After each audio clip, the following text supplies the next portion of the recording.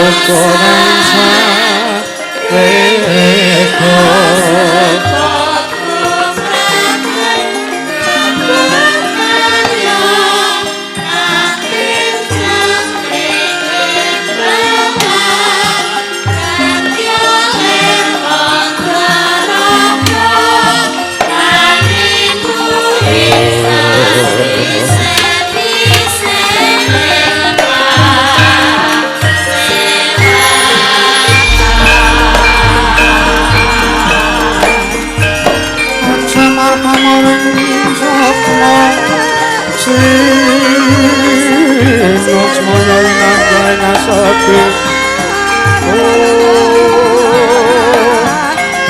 Ampukan yang karana tangan saking daya ping ngaluyuk pintu pecating sumpena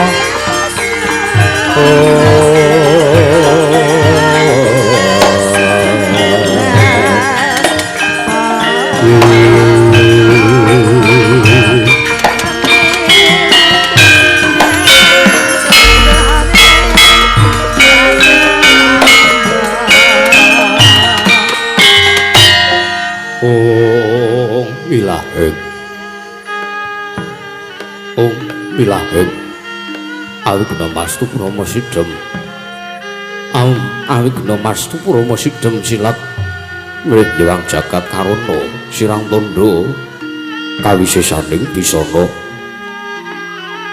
sono sinawung nanging lebes tumaksil stantun lampahing Buddha jinandara tutur katel tutula-tulat mrih alabeteng marap dewa ini sudah ngupama prameng niskara karana dipiying jaman Purwa mangyata kapusananing gumita taun ringging pralambang matumba-tumba marma panggung sang purwaning kata Sekedhar dumadining wayang Purwa purwakaning kandha minari runtuting basa dene kuna ngemu surasa yen narasaya karo mulajari rahang rasa wandi uruhing diri rasa rumangsa ngrumangsani lur jalwangi lokaca jarweh wis ngaku caing carita becik wis kagelar jero pangkeliran yiku jatiramriksani pagelaran inggih Purwa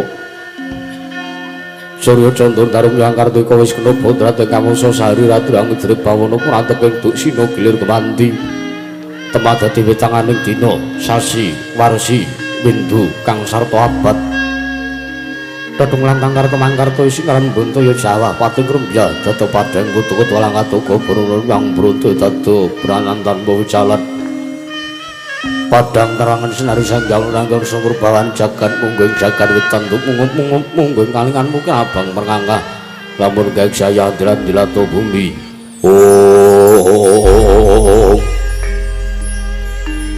saya tanggu sumur sanggang arko katos sebelah kanan kiri ini abang esmu jenar kapur bawan sinari sanggewang basonto tanam tukaton ijo royo-royo manggu gunung ingkang biru moyo-moyo bojeng gunung ini melan kudalu kasih loik maraban sono lenggut ngantu kaya gunung Makuta Mega tanpa tawis dan usul ingkang welodase dina warsa ngupaya buka garap Tegal Sawai anglur silur tanono pedote sinambi sendenan sesindenan mikul garu lukune anggiring raja kayane sawanana pirembagan sapa ruwangge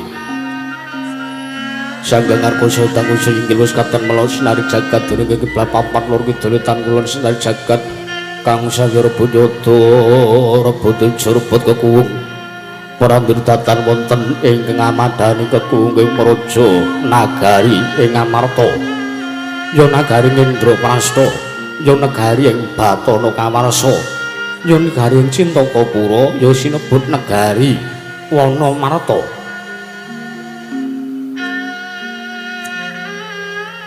apan cari karo pambukaning kandha sak aratring mangke negari Amarta dumadi saking pulo-pulo Banjaran sinasaban daya benawi trambyong beng samudra benang langkung kang tanpa wagut pekating pangal kapan loro ing Cakrawala wane-wane cakrek ing wisik samana kirping jurang cara kinepung guwa serung kinarya sesuai bang silawet yang sarang burung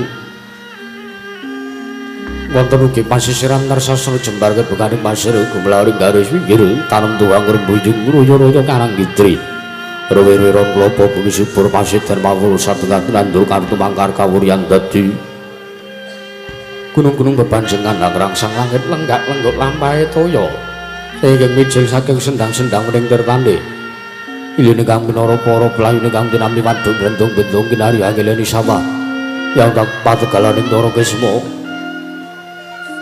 mokal pangling tetane bebasan datanana bumi sajengkah kang selo sadaya tinanduran kang ora kapipandya Bathari Sri Abdar pasabinan cayaruk misare kang minangka pratiwi prandening mangke negari ngamartana dong manjing mring jaman jono panjang punjung pasir pawukir jinawi gemari pakar toto-toto Raharja dasar guru kang gedhe bore padang jakate dhuwur kukusir tor tata kuncarane turta kasusuring manca mrojala sinenta wau ingkang asta pusarang adil bangsa negari ngamarta nenggih jejuluk Sanata Prabu Puntadewa Sang Prabu Darma Kusuma Darma Wangsa Darma Putra Sangata Guna Talikrama ya sangat jata saturya sada beja kangkuk ya menang jejuluk Sang Prabu ya Destira nalundrang ratoning Prabu negari Kendra Prasta Sangya Prakawula tasih samya manunggal tunggal dados tunggal prana jujur pambeganing Sang Nalundra datan nggadhahi watah tigang adiguna dasar Nalindra kang nggadhahi gelar manungsa arah pethak utawa manungsa ingkang gedhe budhe krana sangka luhur wekasane sarta dhuwur rasa ikhlase Sang Prabu Darma Kusuma wau pranggering mangke ngedheng awontenaken pasewakan Sri Sanjring para kadang ingkang sampun katon kagulang bergagah yayah prayat nangkewu mung manenggang Pandhawa Sang Raden Arya Wrakudara ya Raden Bratasena Raden Bimasena ya Kusuma Yuda ya Kusuma Dilaka ya Sang Ganda Wastratmaja pranjana mangke sang rata mengraken mlenggahipun mamadaning Pandhawa satring Madukara nenggih Sang Raden Arjuna ya Sang Permadi ya Raden Janaka Kombang ali-ali Kundi Wibatsa arti dempan daning masewaken negari Ngamarta datanana bene walang yang alise among kancarsa ungling pradonggem yang mangling waranggana sigra murmani pangandika nalika semanten mula sayur kula tasih ing samya gandeng pasisiran jejol Aryal rapet-pepet bibit prasasata topan denggul datan poselo labes kadang murse benggaya mludak gendera rontek umbul-umbul kekidrangan dalu yanan munding mangsa labu wae mekar mesti jamur barating mangsa rendhen tumbang ngarap jating araning mangsa katiga prandri mangke geger sagya kawula dasih kananten nyumuru piramipun nata Dwaraka pujangganing Pandhawa nenggih Sang Nata Prabu Sri Bathara Kresna ya Sang Danardana Padmanaba Wisnu Murti ya Hari Murti pranggene mangke temah damel tintreming wanodaya nata ngamarta Sang Prabu Puntadewa namirah-wira kang raga pramila sigra tanggap ing sasmita arsa nyugata dhateng lenggahipun kang raga Nduraka wau sigra murmani pangandikan temadada kumangling wijining pangandika Sang Prabu Darma Kusuma ingkang dereng ngawedharing lisan melajar dari para kawula dasih ing samya ngangsek biswane sak-sak kanca ndodok kanca nyakel kanca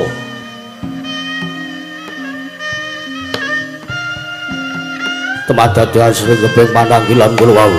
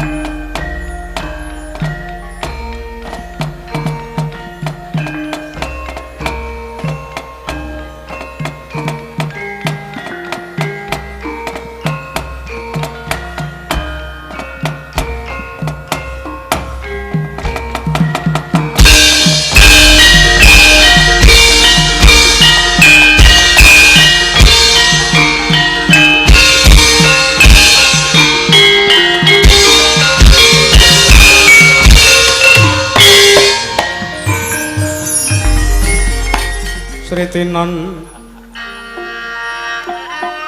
neng masewakan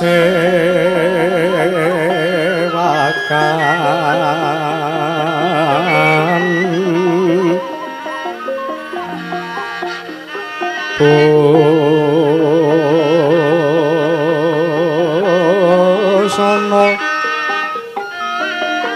maneka warna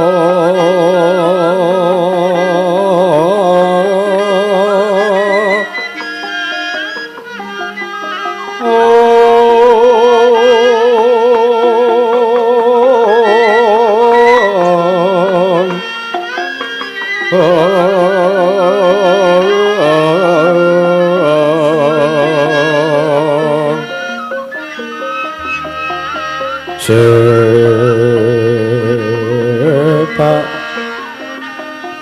Puspita Ngudana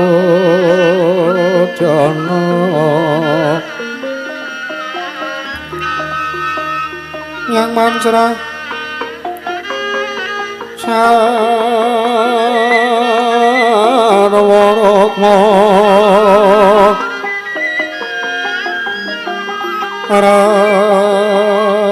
ranggeng manik Arawata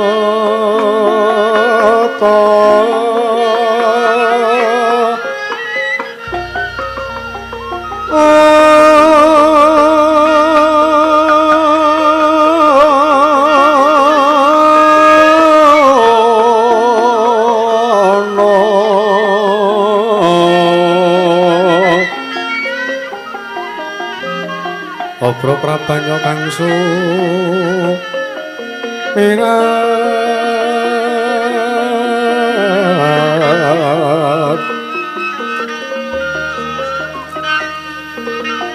nyaring deca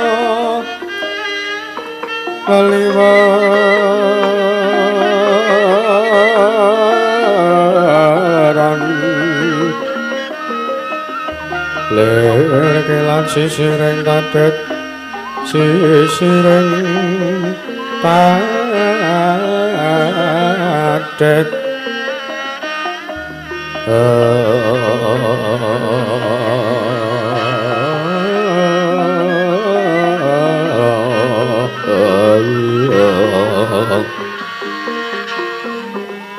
wimbo kekonco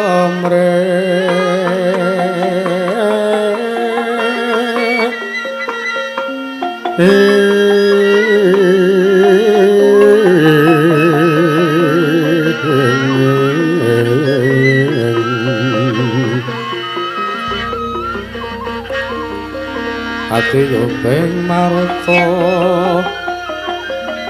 Ati yuping maruta langga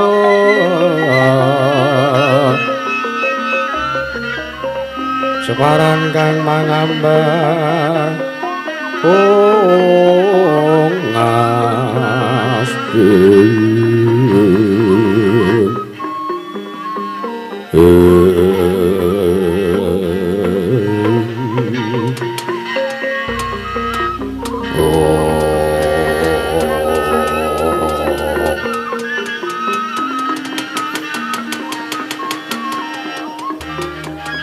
Lamun sira angga guru kaki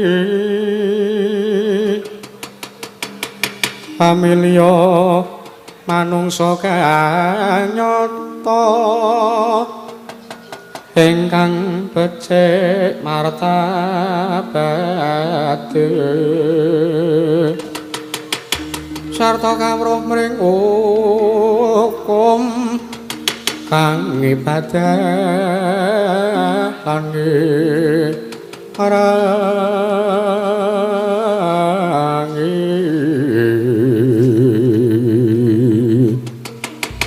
syukur oleh wong tapa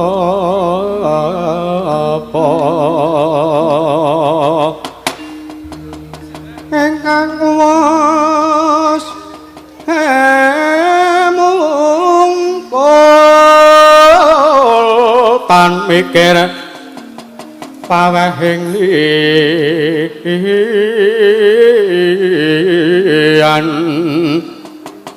iku pantes kuranana kake sartane kawruhana Om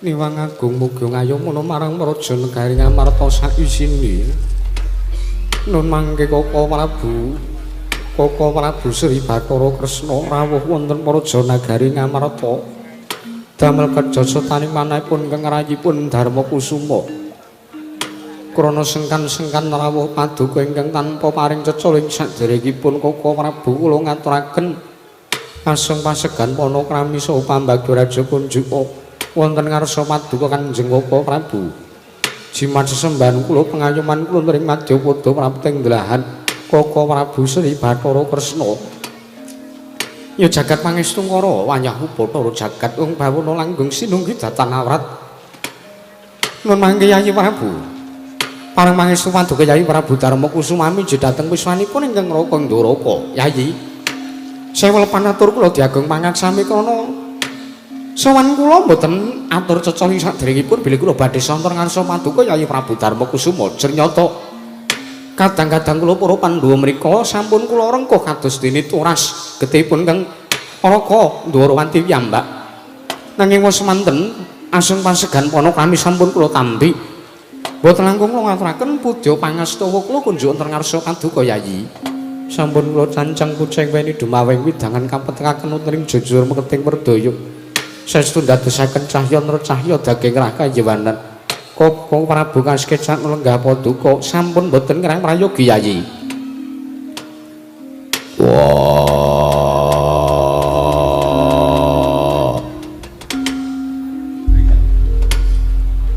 Citra kakangku Sarawe Kresna kakangku rawuning Prajanegara Ngamarta Werkudara ngaturake basaku katura edan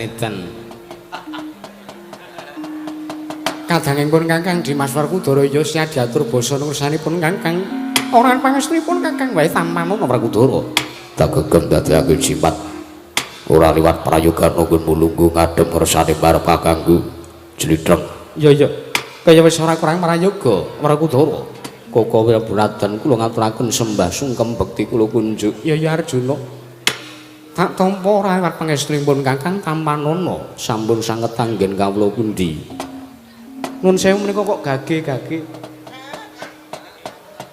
Koko Prabu kula wonten dawuh Yayi mboten ateges kula menika badhe anyela dumateng wekdal paduka Kanjeng Koko Prabu namung mengeti lenggah paduka Kanjeng Koko Prabu Sri Bathara Kresna wonten Praja Negari Ngamarta menika sampun wiwit kula wawinjang tabuh 8 dumugi semriki dereng wonten wiyosing mangandika menawi kula dereng dangu rawuh paduka mengaten inggih pramila sakmangke gandeng sampun cetha lan terwaca parawuh paduka Kanjeng Koko Prabu Ndorowati sampun tinampi dening para kadang Pandhawa enggal-enggal paring dawuh menggah punaping ing dados wigatosipun parawuh wonten Praja Negari Ngamarta Koko Prabu ya jagat pangestu kara ung bawana langgeng sinunggi datan awrat Yayi kula wonten maring dawuh sewu panatur kula diageng pangaksami bilih sowan kula menika sadèrèngipun kula tanpa katimbalan namung sowan kula ingkang sepisan kula badhe ngaturaken menapa ingkang dados sabab lan jalaran kula sowan kula badhe tinju dhateng karajanipun kadang-kadang kula para Pandhawa ngaturaken genging manuwun ndongkap angka kalih sowan kula menika namung badhe niti pringsa lan nakyenaken dumateng paduka Yayi Prabu Darma Kusuma kula nyumurupi kekuwung wonten Praja Negari Ngamarta menika teka kados dene negari Ngamarta kaya dene negara ingkang ketaman pagebluk awit kula nyumurupi kekuwunging Praja Negari Ngamarta menika sak mangke nedeng ngoncat Yayi Prabu wonten menapa lan kenging menapa lan kawontenan menapa ingkang dumadi dhateng pamor agung wonten Praja Negari Ngamarta kula badhe nyuwun pirsa babagan menika dumateng mantuke Yayi Prabu Darmakusuma. Namung sakmangke sampun ngantos wonten raos ingkang mesgel wonten sanebeting penggalih paduka awit atur kula ingkang kados mekaten niku kula wau. Yayi Prabu, ya jagat pangestu ngoro, Koko Prabu kula wonten dawuh. Kaget sutaning manah kula teka sakmangke paduka Kanjeng Koko Prabu pirsa dhateng laman negari Ngamarta. Werkudara piye? Barokah kanggo Werkudara ana apa? yen kowe taren karo aku babagan kanan ingkang sadata ning Praja Guru Ngamarta. Yen kowe ndak aturku Gagi Atirna ana ngursani critang kaganggu mergo Kresna kuwi sing dadi pepadang aja wigih ringa-ringa mesake kananing para kawula dasih kandhakna. Koko Prabu nuwun sewu. Wontenipun paduka Kanjeng Koko Prabu nggadahi sasmita ingkang kados mekaten menika kula wau awit dipun sababaken negari Ngamarta. Kekoncatan kekuwung pundhine menapa ingkang dadosaken sabab lan jalaran boten sanes kejawi namung koncating pustaka jamus nyang jimat Kalimasada Koko Prabu. Lara apa to Yayi Prabu nuwun sewu. Layat negari Ngamarta koncatan pamor jebul tinemunipun wujuding pustaka jamus nyang jimat Kalimasada uncat saking negari. Inggih Koko Prabu kasinggihan malah dalah. Yayi kula wonten maring adhawuh menapa dipun keparengaken manawi sakmangke kula nutuh diri wonten ngarsaning dewa ngupadi wonten pundi dunungipun pustaka jamus nyang jimat Kalimasada gandeng paduka menika pengayoman kula kasumanggaaken Koko Prabu. Nggih Werkudara Critang kakangku apa? tak jaluk siadi melu pun kakang ngeningake cipta. Ngeringake cipta tegese piye? Ora ketang sak metara wektu, ora ketang telung kedheping peningal ayo tak kandhi supaya pun kakang lan siadi langku tapa brata goleki sartane meminta ngersaning dewa njaluk sasmita ngersaning Jawata. Sejatine ana ngendi durunging pustaka? Yo, yen ngono aku mung ngari manut Kresna kakangku. Ya jagat pangestu ngor wayahu Bathara jagat Werkudara Jugara. Yo, wah. Wong semedi ping sedhila. Lho, pun kakang rak matur ora ketang telung kedheping peninggal. Oh la iya. Banjur apa sasmita sing mbok tampa? Sing mbok tampa apa? Aku ora nampa sasmita apa-apa. Malah kurang lantip panggrahi tamu. Yayi Prabu, kula wonten maring adhawuh. Sejatosipun wujudipun pustaka jamus nyang jimat Kalimasada menika mboten mapan wonten pundi-pundi. Mboten mapan wonten pundi papan pustaka mboten ical pustaka mboten sirna lan pustaka mboten oncat saking negari Ngamarta. Ananging wujuding pustaka jamus nyang jimat Kalimasada menika dipun cidra dening Duratmaka. Koko Prabu nuwun sewu. Sinten lajeng Duratmaka ingkang nyidra wujuding pusaka Ngamarta menika? Menawi kula matur menapa mboten damel mesgul penggalih paduka. Babar pisan mboten. Menawi wonten Duratmaka ingkang gadhahi kawukutan tumrap negari Werkudara ingkang sagah midana pati tumrap Duratmaka menika kala wau. Werkudara, Apa? aku tak matur sapa malinge ning wis saguh mateni. Aku sagu. Wis dadi pambegan kula dadi sumpah prasetyaku nggon Gusti Tangresani barep kakangku. Yen to Werkudara ingkang saguh maring pidana pati marang sapa wis sing duwe kluputan tumrap negara, nadan kuwi anakku, nadan kuwi dulurku dhewe. Ingkang tasih turas Pandhawa nanging jeneng duwe kluputan bakal apa dari gecek ndase. Ya. Wis disekseni jagat sak isine aturmu. Yo, Gagi sapa malinge? Seksenana, Yayi kula aturi nyekseni. Inggih Koko Prabu. Duratmaka ingkang nyidra wujuding pustaka mang jamus nyang jimat Kalimasada menika kula mboten sane kejawi namung putra paduka ing Tanjung Anom inggih anak kula Pon Abimanyu Yayi.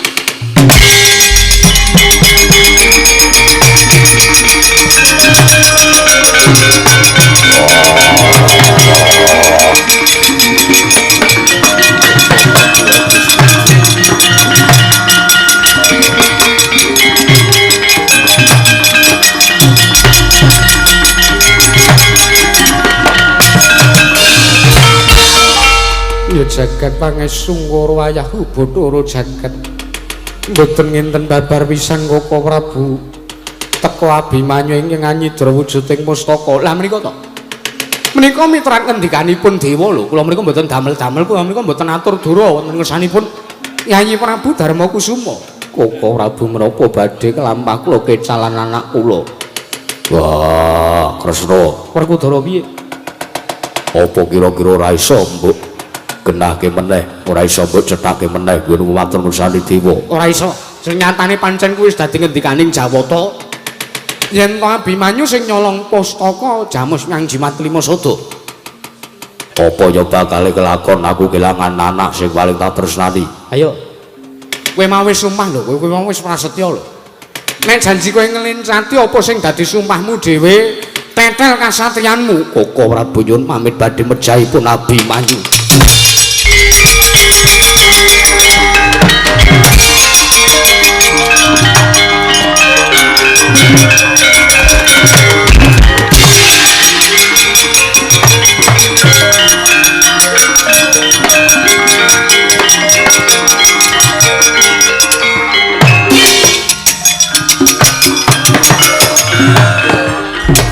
Sewu Koko Prabu kados pundi kula matur bilih Abimanyu nyidra wujuding pustaka lan paduka ugi sampun mangertosi bilih Abimanyu ingkang dados Duratmaka teka mboten wonten raos sungkawa saklebeting batos paduka Yayi Prabu.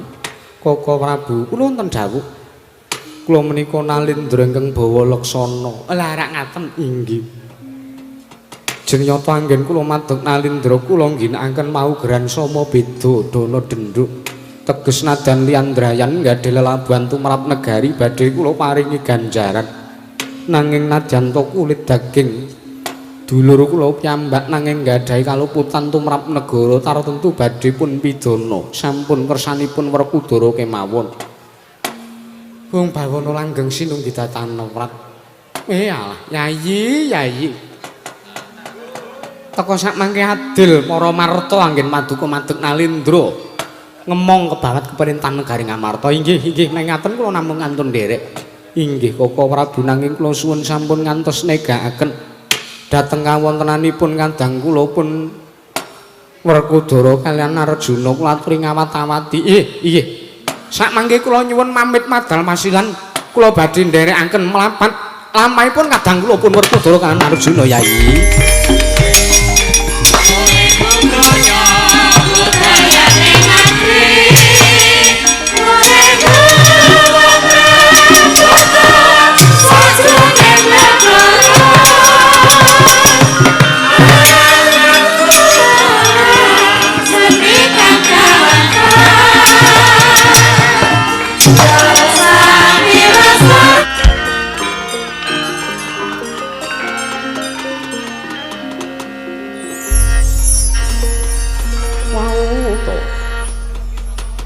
Wis purna katene mananggilan sang Natarsa Kundurang adaton jeluk saking dampar kunuk nabit gambaran gading kadhaken sang jaring peromban jedi manggung tanggung Joko paloro-loro ingkang samya ngambil upacaring Prabon kawis saking mandura tindakna sang Srinarana lamun Cinandra sumunar tejane kaya Jawata kairing widodara widodari.